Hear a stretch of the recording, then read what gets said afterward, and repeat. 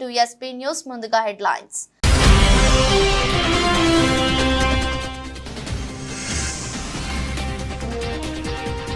ఏపీలో red book రాజ్యాంగం అమలవుతుంది. ఢిల్లీ ధర్నాలో వైఎస్ జగన్.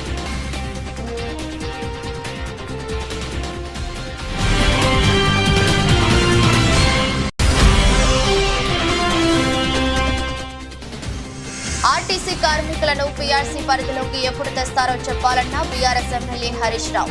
కార్మికుల యూనియన్ ఎప్పుడు పునరుద్ధరిస్తారని ప్రశ్న.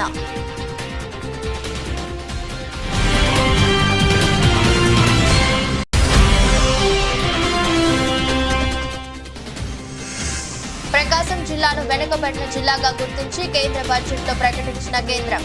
ప్రత్యేకంగా ధన్యవాదాలు తెలిపిన ఒంగోలు ఎంపీ మాగుంట శ్రీనివాసులు రెడ్డి.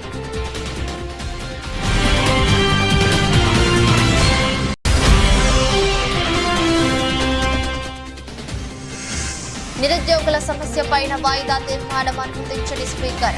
అసెంబ్లీలో భారత రాష్ట్ర సమితి ఎమ్మెల్యేల ఆందోళన.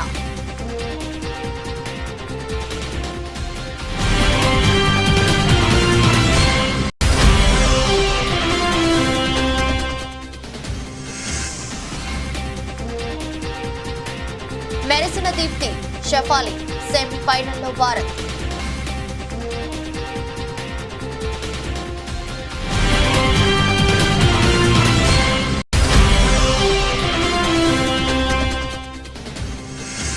నష్టాల్లో కొనసాగుతున్న మార్కెట్లు. ప్రస్తుత 121 పాయింట్ల నష్టంతో 80,307 వద్ద కొనసాగుతున్న సెన్సెక్స్.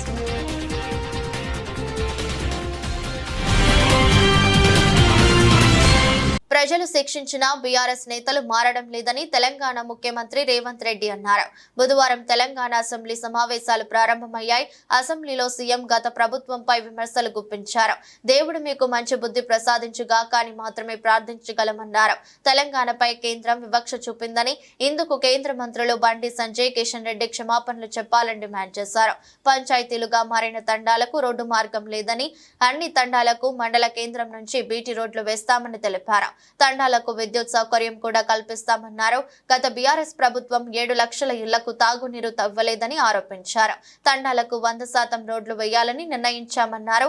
తండాలు గూడాల్లో అభివృద్ధి జరిగితేనే అసలైన అభివృద్ధి అన్నారు. ప్రజలు శిక్షించిన బీఆర్ఎస్ నేతలు మారలేదని విమర్శించారు. రాష్ట్రంలో ఉన్న గిరిజనుల నివాస ప్రాంతాలకు రవాణా సౌకర్యము, తాగునీటి సమస్య పరిష్కారము, పిల్లలు చదువుకోవడానికి పాఠశాలలు ఏర్పాటు చేసినప్పుడే నిజమైన తెలంగాణ రాష్ట్రం యొక్క ఉద్దేశము నెరవేరినట్టు. ఈ మధ్యకాలంలో నేను చాలా విషయాలు నా నియోజకవర్గంలో కూడా తమరికి తెలుసు, తమరి పక్కనే ఉంటుంది బొమ్మరాజపేట మండలం. దాదాపుగా 72 తండాలు ఉన్నాయి ఒక మండలంలో. చాలా తండాలకు రవాణా సౌకర్యం లేదు, కానీ అవి గ్రామ పంచాయతీలుగా మారినాయి. ఆ ఊర్లో పాఠశాల లేకపోయినా, ఆ ఊరికి రోడ్డు లేకపోయినా, కొన్ని తండాలలో కరెంటు లేకపోయినా మనం వాటిని గ్రామ పంచాయతీలుగా వాటికి హోదా ఇచ్చినాం. అందుకే ఈ ప్రభుత్వం నిశితంగా గమనించి ఈ తెలంగాణ రాష్ట్రంలో ఉన్న అన్ని తండాలలో గ్రామ పంచాయతీలుగా రూపాంతరం చెందిన, గతంలోనే గ్రామ పంచాయతీలుగా ఉన్న తండాలకు ఖచ్చితంగా తండాల నుంచి మండల కేంద్రానికి 100% బీటీ రోడ్డు వెయ్యాలి అని మా ప్రభుత్వం నిర్ణయం తీసుకున్నది. కానీ సొంత ఊరికి పోవాలంటే రోడ్డు ఉండడం లేదు. సైకిల్ మోటార్ల మీద పోయి గుంతలలో పడి కింద పడి భార్య పిల్లలతో పోతూ ప్రమాదానికి లోనై చనిపోతున్నారు. దీనికి కారణం మనం సరైన మౌలిక వసతులు ఏర్పాటు చేయకపోవడం. అందుకే రాష్ట్ర ప్రభుత్వం ప్రత్యేకమైన కార్యాచరణ తీసుకొని ఇప్పటి వరకు నిర్లక్ష్యానికి గురైన తండాలను, గూడాలను, మారుమూల ప్రాంతాలను అభివృద్ధి పదం వైపు నడిపించాలని ఈ ప్రభుత్వం భావిస్తుంది. ఏపీలో శాంతి భద్రతలు పూర్తిగా క్షీణించాయని వైసీపీ అధినేత వైఎస్ జగన్మోహన్ రెడ్డి ఆరోపించారు. ఏపీ ప్రభుత్వానికి వ్యతిరేకంగా ఢిల్లీలోని జంతర్ మంతర్లో దీక్ష చేపట్టిన జగన్ మీడియాతో మాట్లాడుతూ ఏపీలో శాంతి భద్రతలు పూర్తిగా క్షీణించాయని పేర్కొన్నారు. 45 రోజుల్లోనే 30కి పైగా హత్యలు జరిగాయని ఆరోపించారు. దాడుల భయంతో దాదాపు 300 మంది వలస వెళ్లిపోయారని తెలిపారు. ప్రైవేటు ఆస్తులను యథేచ్ఛగా ధ్వంసం చేస్తున్నారని మండిపడ్డారు. ఇప్పటికే 560 ప్రైవేటు వ్యక్తుల ఆస్తులు ధ్వంసమయ్యాయని ఆవేదన వ్యక్తం చేశారు. అసలు రాష్ట్రంలో ప్రజాస్వామ్యం ఉందా లేదా అని ప్రశ్నించారు. చంద్రబాబు కుమారుడు లోకేష్ రెడ్ బుక్ పట్టుకున్న ఫోటోలతో కూడిన హోర్డింగ్ లో రాష్ట్ర వ్యాప్తంగా ఏర్పాటు చేశారని తెలిపారు. ఇది ఎలాంటి సందేశాన్ని పంపుతోందని పేర్కొన్నారు. రాష్ట్రంలో రెడ్ బుక్ రాజ్యాంగం అమలవుతోందని విమర్శించారు.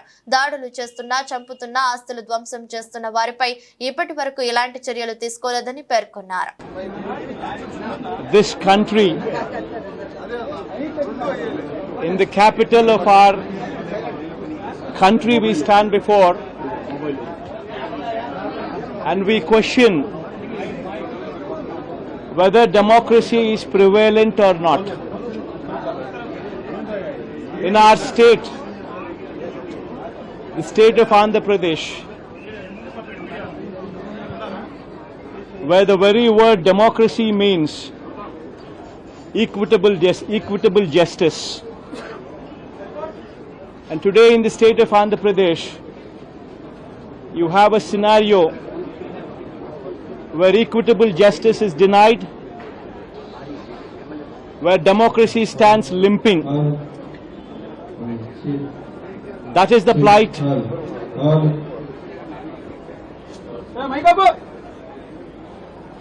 That is the plight of affairs in Andhra Pradesh. You have a government in place where within 45 days of coming into power, you have a situation where more than 30 people have been murdered, where you have more than 300 people on whom you have assaults taken place, which led to attempt of murder, where you have more than 560 properties, private properties vandalized, where you have more than 490 government properties also vandalized, where you also have more than 1,000 cases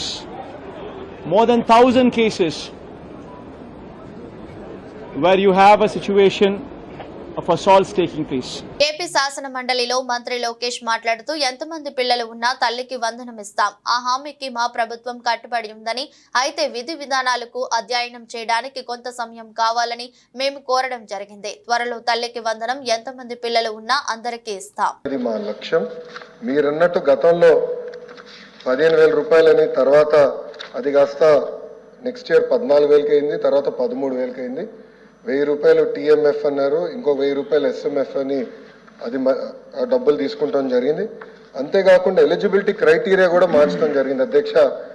గ్రామాలు వచ్చే గల 5,000 రూపాయలు నెలకు వస్తే ఆటోమేటిక్గా వాళ్ళు eligible అనేది, 5,000 కన్నా తక్కువ వస్తే ఎలిజిబుల్ అన్నారు.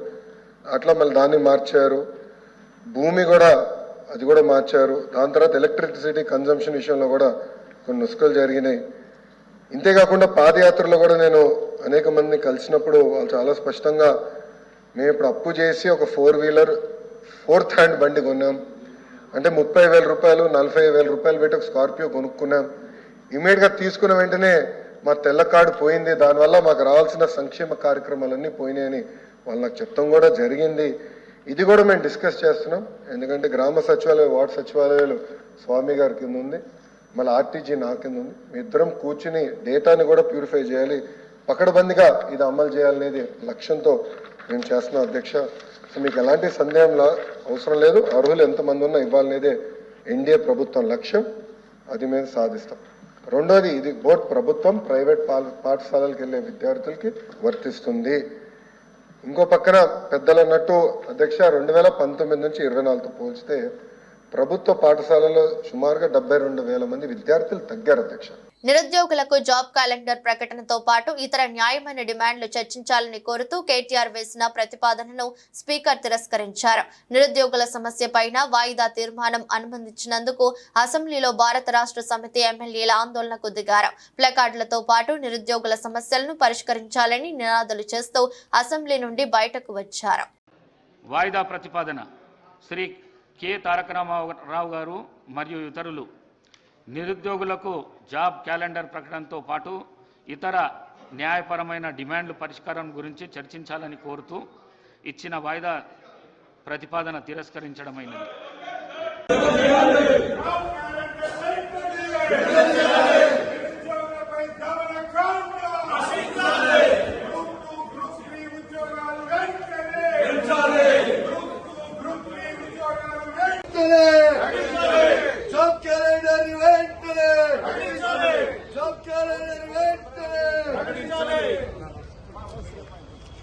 ఆంధ్రప్రదేశ్ లో ప్రజాస్వామ్యం కూని అవుతున్నదని వైసీపీ అధినేత జగన్ అన్నారు. ఏపీ ప్రభుత్వ దమన నీతికి వ్యతిరేకంగా ఢిల్లీలోని జంతర్ మంతర్ లో పార్టీ ప్రజాప్రతినిధులతో కలిసి ధర్నా చేస్తున్నారు.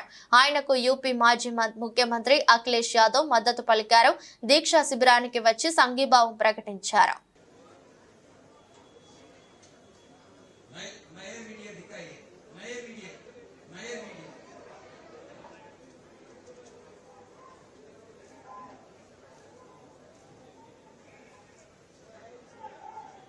సభలో ఆర్టీసీ కార్మికుల విషయం చర్చకు వచ్చినప్పుడు ప్రభుత్వం సమాధానం చెప్పకుండా పారిపోయిందని మాజీ మంత్రి సిద్దిపేట ఎమ్మెల్యే హరీష్ రావు అన్నారు. ఈ విషయమై ఆయన మీడియా పాయింట్ వద్ద మాట్లాడుతూ శాసనసభలో అధికార బలాన్ని చూపించి తమ గొంతు నొక్కుతారేమో కానీ రేపు ఆర్టీసీ కార్మికుల హృదయాలను మీరు గెలుచుకోలేరన్నారు. ఎప్పటి నుండి ఆర్టీసీ వాళ్ళని ప్రభుత్వ ఉద్యోగుల గుర్తిస్తారు అంటే సమాధానం చెప్పకుండా దాటేశారని విమర్శించారు. ఈ రోజు సభలో అత్యంత ముఖ్యమైన ఆర్టీసీ కార్మికుల విషయం చర్చకు వచ్చినప్పుడు ప్రభుత్వం సమాధానం చెప్పకుండా పారిపోయింది. ప్రభుత్వం సూటిగా సమాధానం చెప్పలేకపోయింది.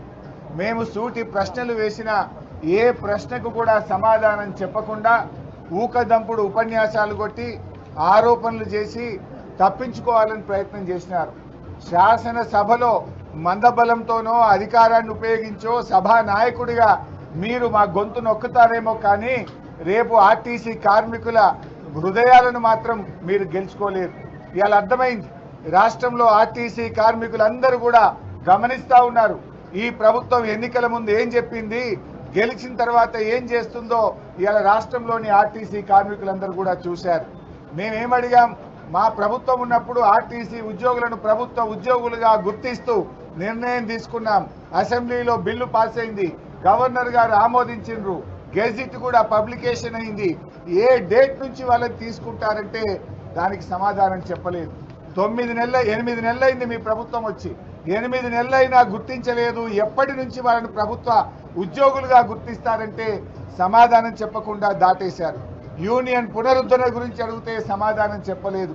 చనిపోయిన పిల్లలకు రెగ్యులర్ ఉద్యోగాలు ఇవ్వాలంటే దాని మీద సమాధానం చెప్పలేదు. ముఖ్యమంత్రి గారు ఫిబ్రవరిలో ఇచ్చిన చెక్కు 300 కోట్లు, అది డమ్మీ చెక్ అయింది. ఆ డబ్బులు పాస్ కాలేదు. దాని సంగతి ఏంటంటే సమాధానం చెప్పలేదు. మహాలక్ష్మి ఉచిత బస్సు పథకానికి డబ్బులు ఇవ్వడం లేదు. మీరు ఏప్రిల్ మే 2 నెలల్లో 1 రూపాయి కూడా ఇవ్వలేదు.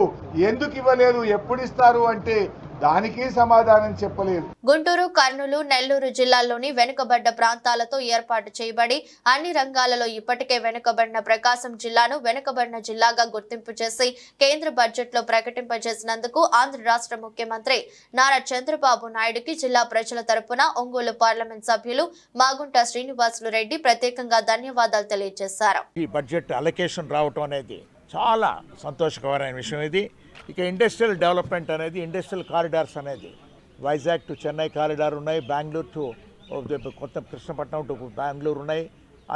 అన్ని కారిడార్స్ అన్నీ కూడా ఉన్న పెండింగ్ అన్నీ కూడా ముందుకు తీసుకెళ్తామని వారు ఇవ్వటం అనేది కూడా ఒక సంతోషకరమైన విషయము. ప్రధానమైనది ఏంటంటే బ్యాక్వర్డ్ రీజియన్ గ్రాంట్ అనేది ఎప్పటి నుంచో పెండింగ్లో జరుగుతూనే ఉంటాయి. అది అంటే ఆంధ్రప్రదేశ్లో ముందు ఉన్న 13 జిల్లాల్లో 7 జిల్లాలను ఎంపిక చేస్తున్నారు.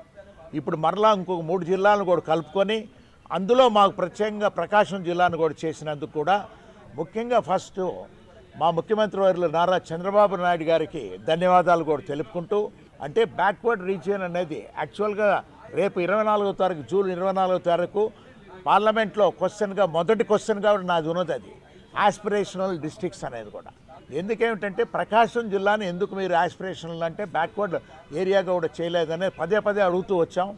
ఈరోజు పార్లమెంట్లో బడ్జెట్లోనే దాన్ని ప్రస్తావన చేయటం అంటే చాలా సంతోషపడుతున్నాను నేను. ప్రకాశం జిల్లాని పూర్తిగా మనం వెనుకబడిన ప్రాంతంగా కూడా డిక్లేర్ చేస్తే ఇంకా చాలా వసతులు కూడా ఏర్పడినదానికి కూడా వీలవుతుందని తెలుపుకుంటూ, కేంద్ర ప్రభుత్వం వారు ప్రవేశపెట్టిన ఈ బడ్జెట్ అనేది ఎక్సలెంట్ బడ్జెట్. ఇది కేంద్ర ప్రభుత్వం ఈ రోజు ప్రవేశపెట్టిన బడ్జెట్ లో విద్యారంగాన్ని పూర్తిగా విస్మరించి బడ్జెట్ ప్రవేశపెట్టారని, కేంద్ర బడ్జెట్ లో విద్యకు 10% నిధులు కేటాయించాలని డిమాండ్ ఉన్న ఈ రోజు ప్రవేశపెట్టిన 32.07 లక్షల కోట్ల బడ్జెట్ లో విద్యకు కేవలం 1,25,638 కోట్ల నిధులు కేటాయించి విద్యను నిర్వీర్యం చేసే విధంగా కేటాయింపులు చేశారని, తెలంగాణ నుండి 2 కేంద్ర మంత్రులు 6 మంది ఎంపీలు ఉండి ఏం లాభమని, కేంద్రం తెలంగాణకి అన్యాయం చేయడం అంటే రాష్ట్ర బీజేపీ ఎంపీల చేతగానితనమని, వెంటనే వారు ఎంపీ, కేంద్ర మంత్రి పదవులకు రాజీనామా చేయాలని మణికంఠరెడ్డి, లక్ష్మణ్ డిమాండ్ చేశారు. ఈ రోజు కేంద్ర ప్రభుత్వం ప్రవేశపెట్టిన బడ్జెట్ పూర్తిగా ఎన్డీఏ కూటమి రాష్ట్రాల బడ్జెట్ లెక్కనే ఉంది. ఇది పూర్తిగా ఇలా దేశ ప్రజల్ని, తెలంగాణ రాష్ట్రాన్ని తీవ్రంగా నిరాశపరిచి తెలంగాణ రాష్ట్రానికి తీవ్ర అన్యాయం చేసింది ఈ కేంద్ర ప్రభుత్వం ప్రవేశపెట్టిన బడ్జెట్.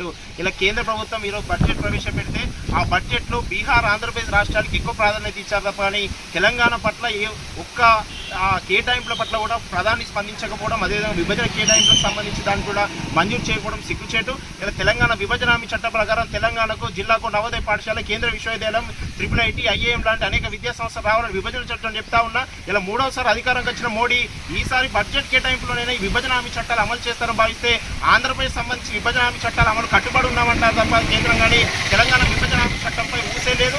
దీనికి సంబంధించి తెలంగాణ నుంచి 6 బీజేపీ ఎంపీలు, 2 కేంద్ర మంత్రులు ఉన్నా కూడా వాళ్ళ నిర్లక్ష్యం మూలంగానే ఎలా కేంద్ర ప్రభుత్వం తెలంగాణకు ఎలాంటి కేటాయింపు జరగలేదు. కేంద్రంలో ఉన్నటువంటి బీజేపీ ప్రభుత్వం 10 సంవత్సరాల కాలంలో విద్యారంగానికి 10% నిధులు కేటాయించకుండా కేవలం 2%, 3%, 4% నిధులు కేటాయించి దేశంలో ఉన్నటువంటి విద్యార్థులకు సంబంధించినటువంటి దేశంలోని విద్యారంగానికి తీవ్ర అన్యాయం చేసినటువంటి అంటే మోడీ 3వసారి అధికారంలో వచ్చిన తర్వాత కూడా ఈ విద్యారంగానికి అధిక నిధులు కేటాయిస్తారని ఆశిస్తున్న తరుణంలో కూడా పాత పద్ధతిలోనే విద్యారంగానికి నిధులు కేటాయించి భారతదేశంలో ఉన్నటువంటి విద్యార్థులకు విద్యారంగానికి తీవ్ర అన్యాయం చేయడం జరిగింది. ప్రధానంగా తెలంగాణ రాష్ట్రానికి సంబంధించినటువంటి తెలంగాణ విభజన హామీ చట్టంలో ఉన్నటువంటి విద్యా సంస్థల గురించి ప్రస్తావన లేదు. అంటే తెలంగాణ రావాల్సిన హక్కుల గురించి, తెలంగాణ రావాల్సినటువంటి విద్యా సంస్థలు ఏదైతే గిరిజన యూనివర్సిటీ, అదేవిధంగా IIIT, మెడికల్ కళాశాల లాంటి విద్యా సంస్థలు నెలకొల్పాలని చెప్పేసి విభజన హామీ చట్టంలో స్పష్టంగా చెబుతున్నా కూడా 10 సంవత్సరాల తరుణం 10 సంవత్సరాలు పూర్తయిన ఇంతవరకు దానిపైన ప్రస్తావన లేదు. కోట్ల మందికి ఆరాధ్య దైవమైన చిలుకూరు బాలాజీ స్వామి పవిత్రతను దెబ్బతీయడానికి కుట్రలు జరుగుతున్నాయని బజరంగ్ దళ్ తెలంగాణ రాష్ట్ర కన్వీనర్ శివరాములు అన్నారు. దేవస్థానం వెళ్లే మార్గం వద్ద మరో వేములవాడ ధర్మపురి క్షేత్రం జోగులాంబ అమ్మవారి లాగా చిలుకూరు దేవస్థానం వద్ద మస్జిద్ కడుతున్నారని, దీనిని కట్టడి చేయడానికి హిందువులు అందరూ పెద్ద సంఖ్యలో పాల్గొని విజయవంతం చేద్దామని పిలుపునిచ్చారు. అనంతరం చిలుకూరు బాలాజీ ఆలయ ప్రధాన అర్చకులు మాట్లాడుతూ ఆలయ పవిత్రతను కాపాడడానికి అందరూ ఏకం కావాలన్నారు. చిలుకూరు బాలాజీ వెంకటేశ్వర స్వామి వారి దేవాలయం ఒక స్వయం వ్యక్త క్షేత్రం. అంటే తిరుమల వెంకటేశ్వర స్వామి భూలోకం పైన నేరుగా దిగి వచ్చినటువంటి క్షేత్రము చిలుకూరు బాలాజీ క్షేత్రము. అలాంటి ఒక క్షేత్రంలో తిరుమలకి ఏ నియమాలు వర్తిస్తాయో చిలుకూరుకు కూడా అలాంటి నియమాలు వర్తిస్తాయి.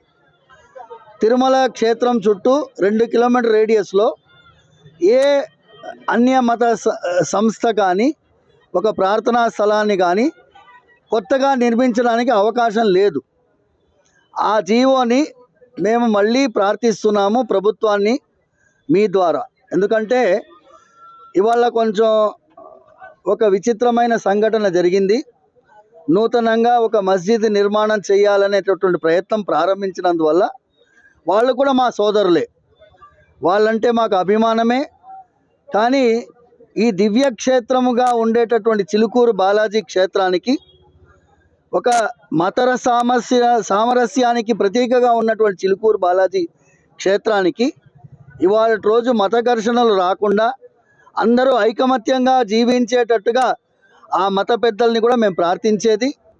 ఇక్కడ ఏమైనా కూడా కొత్తగా ఏ మసీదు నిర్మాణం ప్రయత్నం చేయవద్దని మీ ద్వారా ప్రభుత్వానికి అందరినీ ప్రార్థిస్తున్నాము. యథాతథంగా ఉండే విధంగా ఇంతకుముందు ఎలా ఉండిందో అలాగే ఉండే విధంగా ఈ ప్రస్తుత పరిస్థితిని కొనసాగించాలని మన పోలీస్ యంత్రాంగాన్ని, కలెక్టరేట్ ఆఫీస్ని, కలెక్టరేట్ గారిని ప్రార్థిస్తున్నాను. కలెక్టర్ పర్మిషన్ లేనిదే ఏ కొత్త నిర్మాణం, ఏ మత సంస్థ నిర్మాణం కూడా జరగడానికి వీల్లేదు.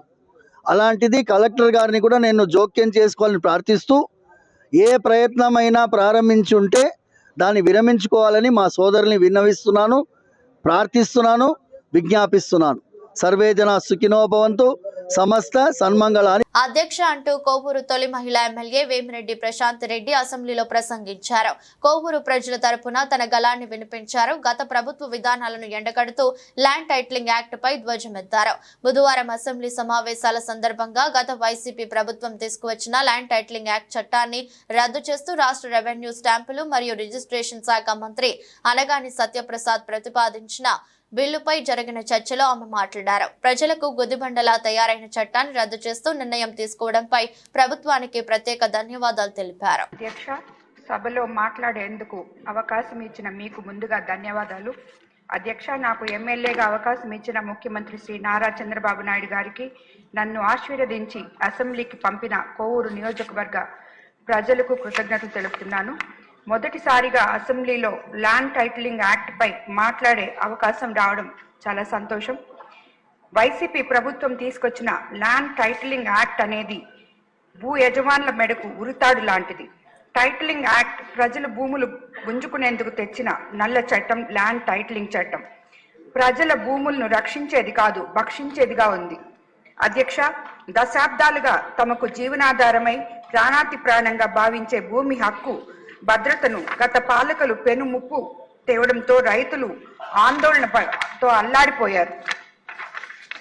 అదేవిధంగా అధ్యక్ష, ప్రజల పాసు పుస్తకాలపై ఇంకొకరు బొమ్మలేంటి? వారికి రైతులు కష్టపడి సంపాదించుకున్న పొలాలకు వారికి సంబంధం ఏంటి? గత పాలకుల స్వలాభం కోసం తీసుకొచ్చిన ఈ చట్టాన్ని ప్రజలపై రుద్దాలని చూశారు. నల్గొండ పలు దుకాణాల్లో బయటపడ్డ నిర్వాహకుల గరానా మోసాలకు పాల్పడుతున్నారు. ప్రజలకు బ్రాండెడ్ పేరుతో నాణ్యత లేని కరెంటు వైర్లను అమ్ముతున్న నిర్వాహకులపై కాపీరైట్స్ ముంబై అధికారులు నల్గొండ 1 టౌన్ పోలీస్ బృందంతో కలిసి కొరాడా చూపించారు. నల్గొండలో గల పలు ఎలక్ట్రికల్ షాపులు ఐపీ ఇన్వెస్టిగేషన్ ముంబై అధికారులు మరియు 1 town CI Emireddy Rajasekhar Reddy Nalgonda police బృందంతో కలిసి సోదాలు నిర్వహించారు. స్థానిక ప్రకాశం బజార్ లో గల హనుమాన్ ఎలక్ట్రికల్ షాప్ నిర్వాహకులు కొన్ని నెలలుగా గోల్డ్ మెడల్ కంపెనీ పేరు చెప్పి నాణ్యత లేని కరెంటు వైర్లు అమ్ముతున్నట్టు నమ్మదగిన సమాచారం బట్టి సోదాలు నిర్వహించారు. దాదాపు 22 లక్షల నకిలీ నాణ్యత లేని 16 వైర్ల బ్యాగులను స్వాధీనపరుచుకున్నారు. బీఆర్ఎస్ పార్టీ వర్కింగ్ ప్రెసిడెంట్ మాజీ మంత్రి కేటీఆర్ జన్మదినం సందర్భంగా మహబూబాబాద్ జిల్లా కేంద్రంలోని బీఆర్ఎస్ పార్టీ కార్యాలయంలో municipal chairman doctor Rammohan Reddy ఆధ్వర్యంలో అభిమానులు, భరాసా కార్యకర్తలు కేక్ కట్ చేసి మొక్కులు నాటి జన్మదిన వేడుకలను ఘనంగా నిర్వహించారు. జై కేటీఆర్, జై జై కేటీఆర్ అంటూ నాదాలు చేశారు. రాష్ట్రానికి, పార్టీకి ఇలాంటి గొప్ప నాయకుడు సేవలు ఎప్పటికీ అవసరమేనని, కేటీఆర్ వెంటే పార్టీకి అండగా ఎప్పటికీ ఉంటామని కార్యకర్తలు స్పష్టం చేశారు. బీఆర్ఎస్ ఆఫీస్ మహబూబాబాద్ జిల్లా హెడ్ క్వార్టర్ ఆఫీస్లో రాష్ట్ర వ్యాప్తంగా వర్కింగ్ ప్రెసిడెంట్ కేటీఆర్ గారి బర్త్డేను బీఆర్ఎస్ సభ్యులందరూ ఎంతో ఆనందోత్సవంగా జరుపుకోవడం జరుగుతుంది. దాని సందర్భంగా ఈరోజు మేము మహబూబాబాద్ పట్టణంలో కూడా మున్సిపల్ చైర్మన్ గారు, పెద్దలు శ్రీనివాస్ రెడ్డి గారు, రామ్మోహన్ రెడ్డి గారు, యూత్ మురళి గారు, మిగతా కార్యకర్తలు అందరూ, నాయకులందరూ కూడా ఈరోజు పెద్ద ఎత్తున పాల్గొని వారి ఆయుర్వేద్యాలు బాగుండాలి, ఈ రాష్ట్రానికి మళ్ళీ పునర్వైభవం తీసుకొచ్చేందుకు కృషి చేస్తారని ఆశిస్తూ ఈ ప్రాంతంలో తెలంగాణ బీఆర్ఎస్ పార్టీకి ఉన్న బలము ఏ పార్టీకు లేదు, దేనికి భయపడాల్సిన అవసరం లేదు. దానికి ఉదాహరణగా ఎలక్షన్స్ తర్వాత ఒక్క కార్యకర్త కూడా మరి ఈరోజు కాంగ్రెస్ పార్టీలో జాయిన్ కాకుండా మేము అందరూ కూడా బీఆర్ఎస్ పార్టీకి అంకిత భావంతో పనిచేసే కార్యకర్తలు అందరూ ఉన్నారు. కాంగ్రెస్ పార్టీ ఎంత బలంగా ఉందంటే అదే ఇంతకుముందు మనం గవర్నమెంట్లో ఏ విధంగా ఉన్నామో అదే విధంగా ఈరోజు ఉత్సాహంగా జరుపుకోవడం జరిగింది. రాబోయే కాలంలో మనము బౌన్స్ బ్యాక్ అయ్యే విధంగా ఉన్నది కాబట్టి కేసీఆర్ గారు కూడా రేపటి నుంచి ఇంకా యాక్టివ్గా పాల్గొంటారు.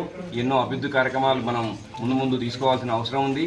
అట్లా అదేవిధంగా కాంగ్రెస్ పార్టీ చేసే ఏమైనా అవకతవకలు ఉన్నా ఈ రోజు నుంచి మనం ఎండగట్టే విధంగా కేసీఆర్ గారు నిన్ననే చెప్పారు. వాళ్ళ హానీమూన్ అయిపోయింది, ఇక్కడి నుంచి అటాక్ అనేది స్టార్ట్ అవుతుందని కేసీఆర్ గారు పెద్దలు చెప్పారు.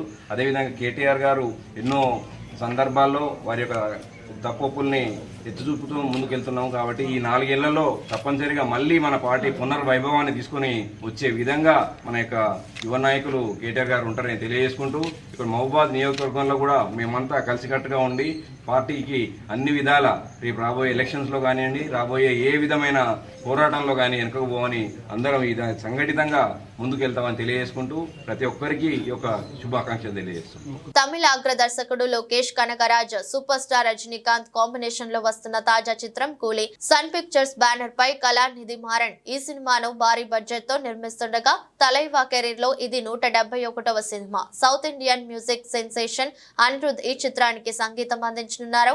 ఈ నెలలో షూటింగ్ ప్రారంభించిన ఈ చిత్రం ప్రస్తుతం శరవేగంగా షూటింగ్ జరుపుకుంటోంది. అయితే ఈ మూవీలో విలన్ పాత్ర సంబంధించి ఒక వార్త సోషల్ మీడియాలో ఫుల్ వైరల్ అవుతోంది.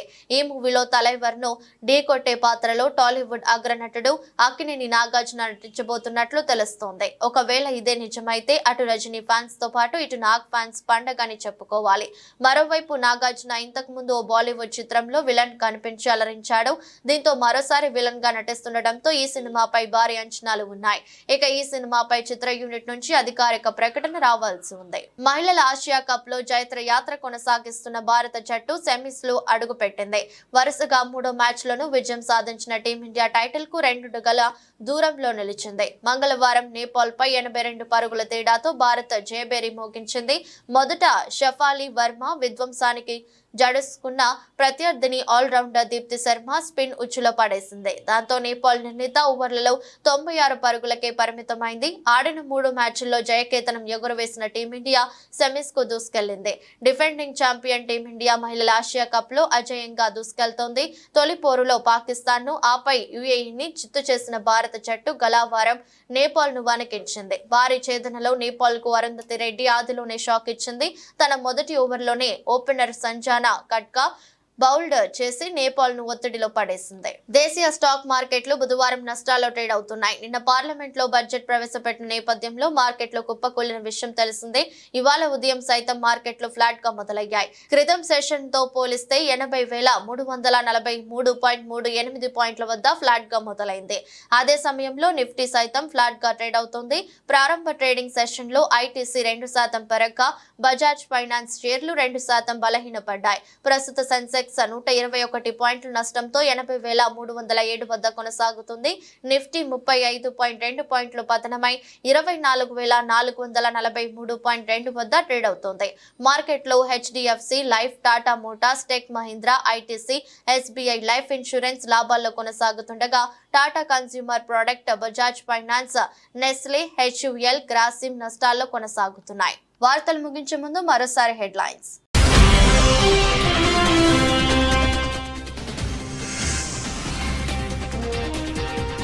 ఏపీలో రెడ్ బుక్ రాజ్యాంగం అమలవుతుంది. ఢిల్లీ ధర్నాలో వైఎస్ జగన్.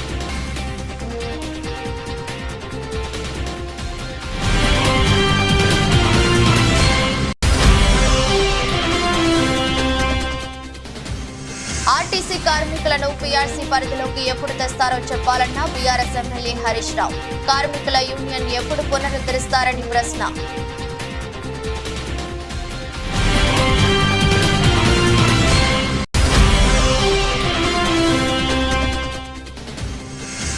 ప్రకాశం జిల్లాను వెనుకబడిన జిల్లాగా గుర్తించి కేంద్ర బడ్జెట్ లో ప్రకటించిన కేంద్రం.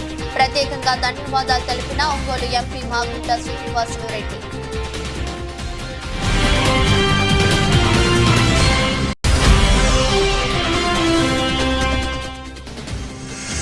నిరుద్యోగుల సమస్యపైన వాయిదా తీర్మానం అనుమతించని స్పీకర్. అసెంబ్లీలో భారత రాష్ట్ర సమితి ఎమ్మెల్యేల ఆందోళన.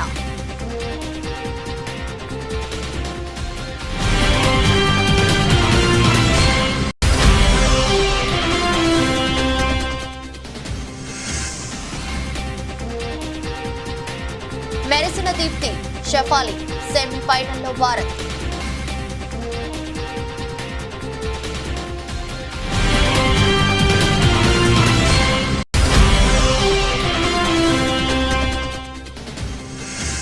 నష్టాల్లో కొనసాగుతున్న మార్కెట్. ప్రస్తుతం 121 పాయింట్ల నష్టంతో 80,307 వద్ద కొనసాగుతున్న సెన్సెక్స్.